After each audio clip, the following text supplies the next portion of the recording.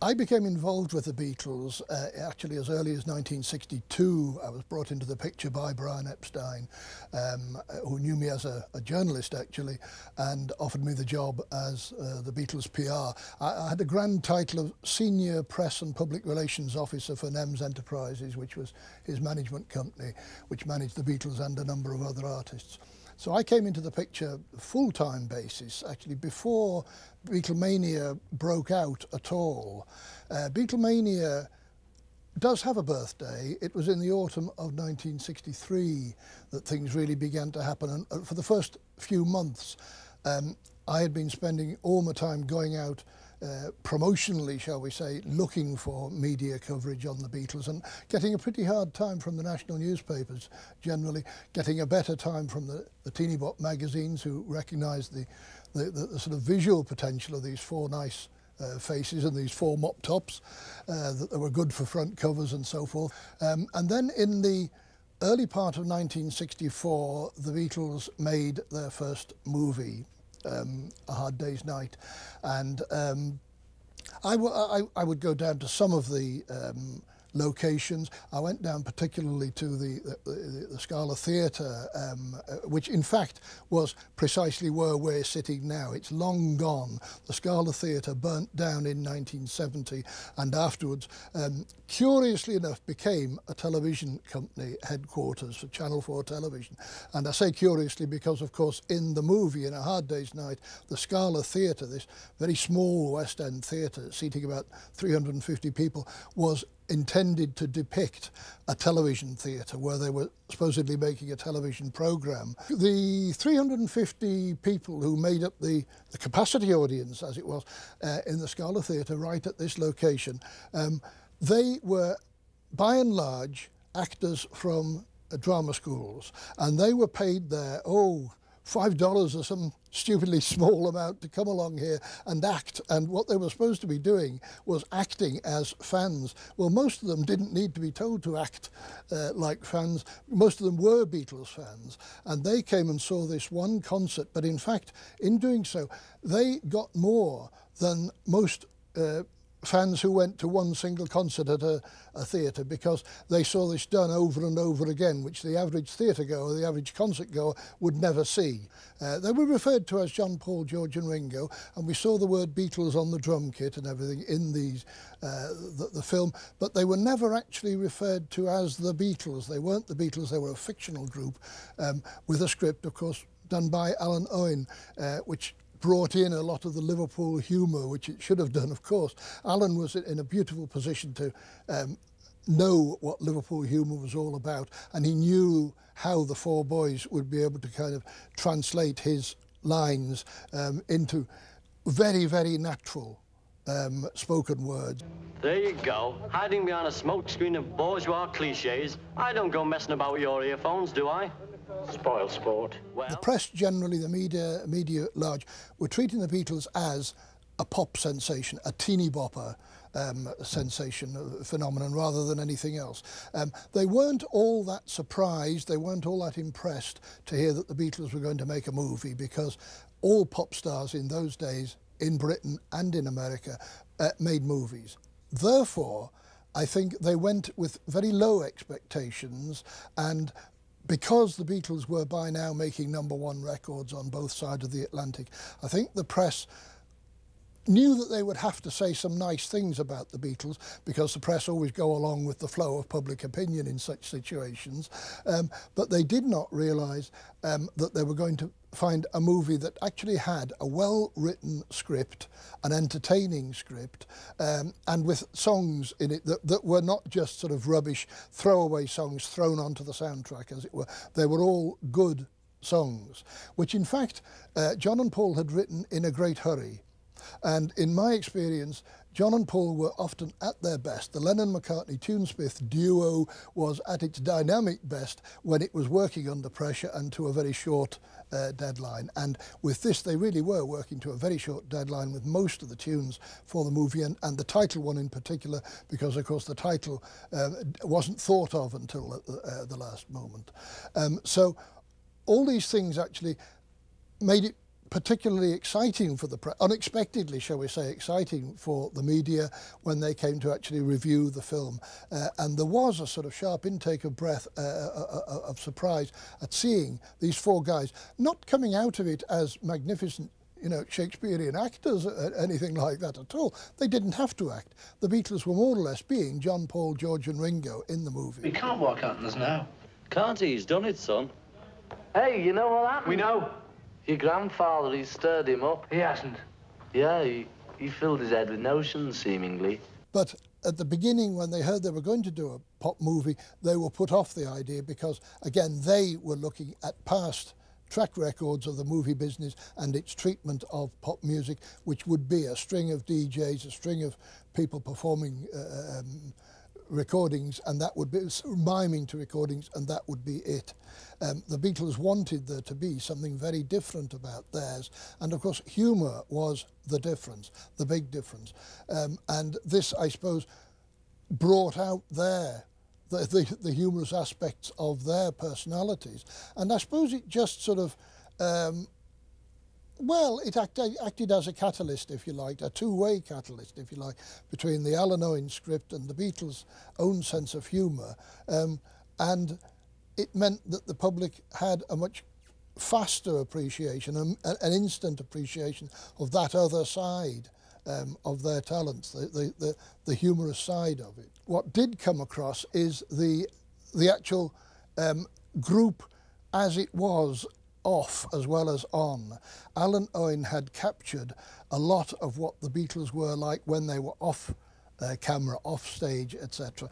And I mean, a lot of the one-liners that the Beatles came out with in that film were, in fact, things that they had said to each other and to us long beforehand in the office. I mean, the typical one-liner might be me saying to George, "Oh, you've had your hair cut," and he would say, "Yes, that one."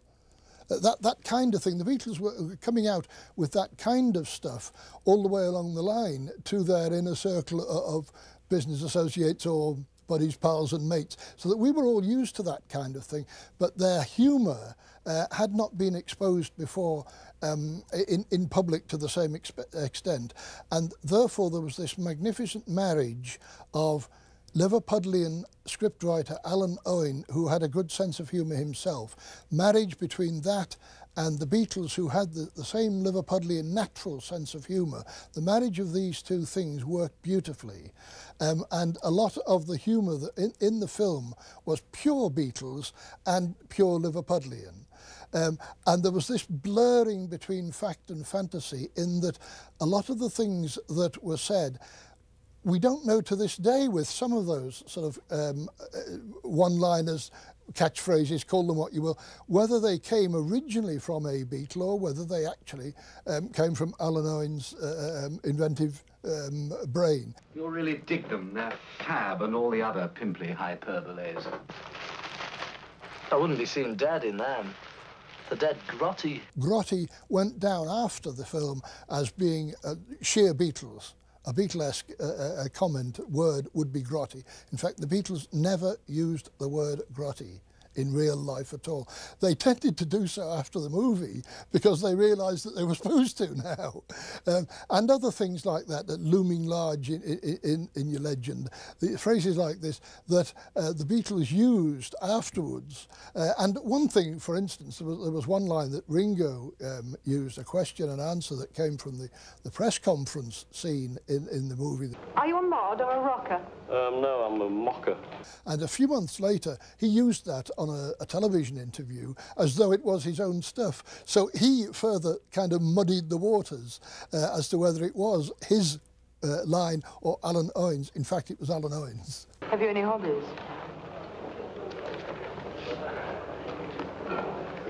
During the making of the actual movie, while the shooting was going on in and around London, we had a great deal of press coverage, but of course none of it was in any way critical. It was mostly pictorial. It was pictures of these fans, crowd scenes, the Beatles being chased all over the place by mobs of fans and being held back behind lines of policemen and this kind of thing. And again, there was this blurring between fact and fiction because, of course, those policemen were on this one occasion for this filming They were actors. But in the long run, they looked like real policemen and real fans chasing the Beatles. That was the kind of coverage that we got during the making of the picture. And the reviews, I mean, weren't just sort of saying, here was a great pop group or anything like that. Of course, there was positive praise for them, for the music in the movie.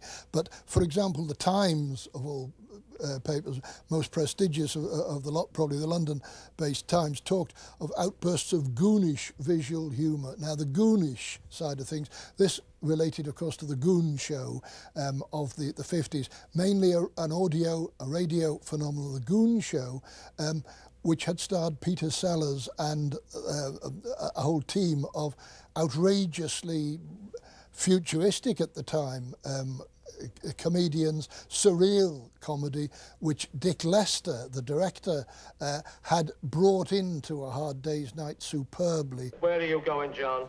She don't show me a stamp collection. The Beatles were in the papers every day, because don't forget that by now there had been an outbreak of, uncontrollable outbreak, an epidemic of Beatlemania in America as well as here, and in Australia and on the continent. So the thing had gone global. And therefore the coverage of the Beatles, the slightest thing that happened made enormous headlines. When Ringo went into hospital to have his tonsils out, the fan club telephone lines in Covent Garden were absolutely inundated with calls, national calls and international calls at all hours of the day and night. And eventually the whole Covent Garden switchboard, the Covent Garden area switchboard at the telephone exchange became jammed.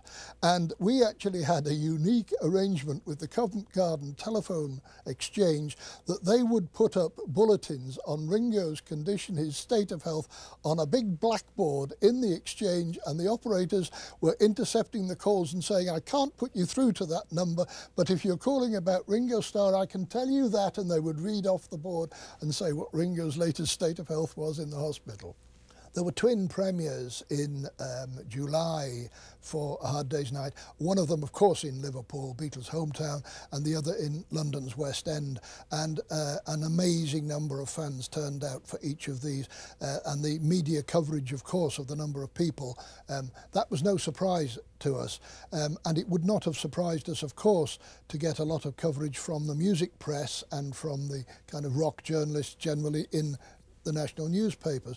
But what was pretty exhilarating was to see how the serious film critics actually took this film and realised readily that it was more than the usual teeny bop movie, and actually sort of reviewed it in a serious and sensible kind of a way. So Beatlemania now is in full swing globally, if you like, certainly particularly in Britain and America, and it is now established that the Beatles are the world's #1 pop and rock group of the era. But now the effect of A Hard Day's Night took them out of the concert range into the film, the theatrical range, if you like, and the parents who went along to see the movie with their kids were impressed with the Beatles on an entirely fresh level. I hate to use that corny expression, all-round entertainers, but they were. In other words, they were family entertainers rather than being just a sensation for the kids. By the middle of 1964, coincidentally with the coming out of the movie, my job as the Beatles press officer had become much more of a, shall we say, protective and selective rather than straightforwardly promotional. I was no longer just going out looking for coverage, straight and simple, on the Fab Four. I was now able to be more selective and choose what we did, and their views were sought on a wider and wider range of, first, entertainment industry topics, and of course later on generally on social and political matters, which pop stars weren't supposed to talk about. Pop stars were supposed to be seen and not heard. Pop stars didn't do a lot of things in those days. They didn't get married, they didn't talk about religion, and they stood up there in their gold lame suits on a pedestal and sang Pat Boone type songs. That's what pop stars did pre-Beatles. But now the Beatles brought out opinions of their own. They were being accepted as spokesmen for their generation. The depiction of the press, of the media in A Hard Day's Night was half fictionalised. What happened with Alan Owen is that he kind of amalgamated what happened typically in Washington at a consular reception for the Beatles and what might happen at a press conference. Now, they're two very different things. Press conferences that the Beatles used to give in cities all around the world, it was my job to set those conferences up, and those were much more formal affairs where you had the press sitting in rows and asking questions. Now, those were much more kind of serious working affairs, if you like, than the press party, the reception that's depicted in the movie. But of course, this was artistic license on Alan Owen's part, because it wouldn't have been particularly entertaining to see rows and rows of journalists putting their hands up and being pointed at by me to ask the next question. How do you like your girlfriends to dress? That wasn't really what happened when the press were talking to the Beatles along the road, although press conferences did in themselves go through sort of various stages. They started out in the earliest days, of course, of the Beatles being asked the stupidest and most basic of questions, how old they were they all from Liverpool, was that really their hair, and on all this kind of thing. What do you call your haircut? I call mine Fred, all that kind of stuff. What happened was that whenever they were asked an awkward question and they felt that they were backed up into a corner, they very often fought their way out of that corner by going for the laugh line. By just coming back, instead of answering the question, straight and simple, they would come back with some hilarious laugh line that would get them off the hook, also make the journalist in some cases look pretty much of a fool for asking such a daft question.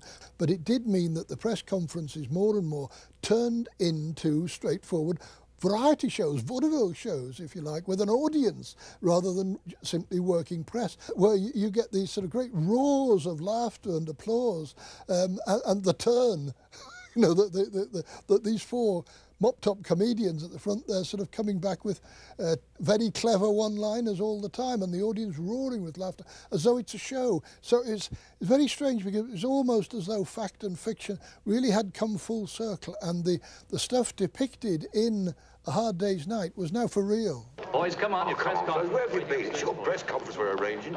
Get out. All right, give us a couple of shakes to get our breath, will you? Give us a shout when it's over. It was a job that they thoroughly enjoyed in the end, probably one of the most enjoyable projects that they did during their entire lives.